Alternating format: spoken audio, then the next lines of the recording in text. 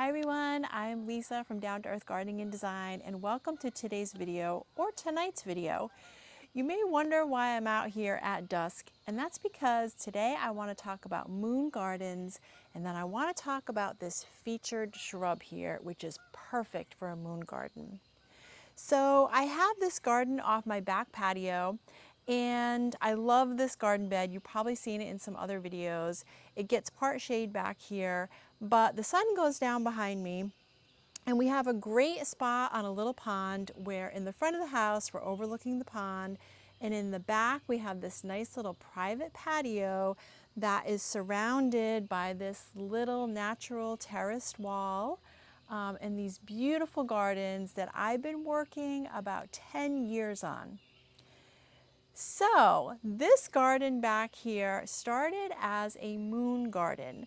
So I want to talk about why I started this as a moon garden here. I want to talk about what a moon garden is and where you should put it and what plants are appropriate for it. But then I want to talk about a plant spotlight, which is this gorgeous shrub behind me. So I started this as a moon garden, and I really believe my instinct was correct back here as a designer, because the sun goes down behind me here, and at dusk you can really see the sun setting through the woods back here. So it really highlights what's going on back here in this garden that surrounds the patio. So a moon garden is a garden that you're going to enjoy from dusk to night, so in the evening. And it's great if you can put it next to a sitting area, a patio, a deck to really enjoy it. I've also heard it called a twilight garden or an evening garden, but I call it a moon garden. And what it is a garden that really has some featured plants that show off when the sun is setting, so at dusk. And so in order to create a moon garden, you, number one, want to put it in a spot where you are going to enjoy it. So like I said, an area that you sit at, a patio, a deck, or whatnot. And number two, I have this here where the sun goes down. So that's a great spot for it. The sun sets behind it and it kind of shines through the flowers and the leaves. But what you want to plant in your moon garden, so specifically you want to plant things that are going to pop. So big white flowers that are really shining in succession, so you can enjoy them spring through fall. I'm going to talk more about that. And you want to plant some things with some variegated foliage that really shine. I'm going to show you what I have back here. And then lastly, you want to even think about not just white flowers, but you want to think about some pale gray leaves. So that's what really makes a beautiful moon garden. So I started it that way. Most of the plants back here were planted with that in mind. And then of course, as a purple lover, I had to add some purple in. So I do have some beautiful irises behind me over here. So let's talk about what I have here that's really shining. And I apologize if you can't see me that well, but because the topic is moon gardens, it's probably about 8:15. By the way, I live in Connecticut. I'm in hardiness planting zone 6B for those of you at home. So what I have here, and I'm going to save the best for last, is I do have a lot of variegated foliage. So you can see some coral bells in front of me that are really popping with their foliage. I have this little shrub here that's also really stunning right now. Variegated foliage, white flowers, and this is creme fraiche deutzia. I have some Japanese painted fern over there right next to my rocks, really popping this time of day.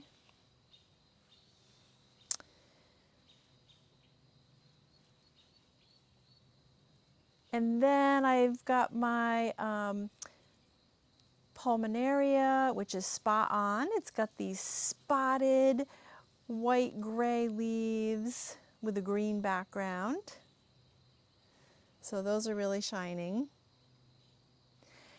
And let's not forget, I have a couple of really nice ground covers back here that are a limey yellow, which are the creeping Jenny. And then next to it in a bright yellow is the Angelina Stonecrop, all in the front.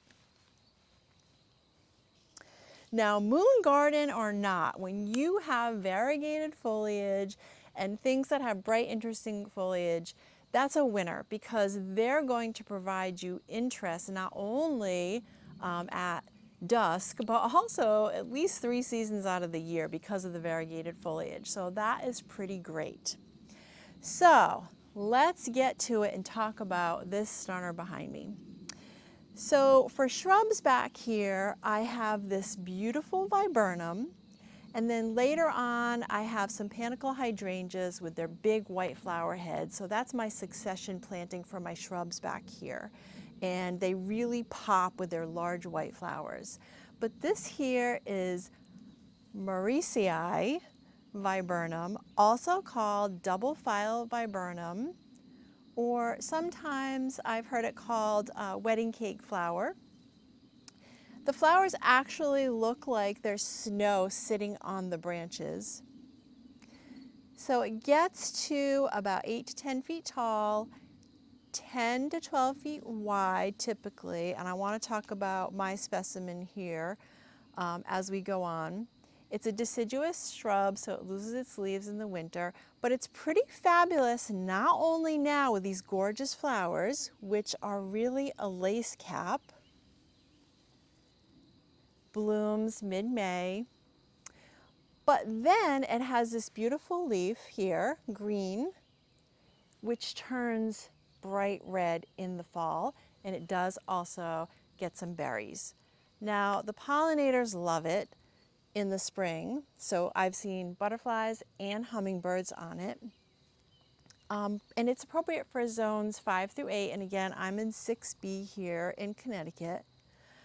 But mine is a little thin and tall because I'm backed up against the woods, and you may have seen my videos where I am fighting with the deer, and although this is on the deer resistant list, they still have gotten to it because, as you all may know, when the deer are hungry, they will eat anything. So it's a little thinner because I've had this here about 10 years and they have gotten to it a few times until I put up my deer fencing in the back. So now it's really flourishing, and I've been patiently waiting for this to happen, which is another reason why I really wanted to do this video for you and feature this gorgeous shrub.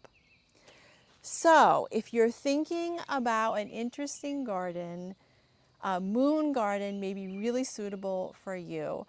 So just be watching some conditions in your yard, and if you have a garden that is near a sitting area that you enjoy, and the sun goes down behind it, you can also accent it with a little bit of uplighting here. We have some great low voltage lighting that we spin around to highlight some different things, but this may really work for you and you may get a lot of joy from this. We love to sit out here in the evening.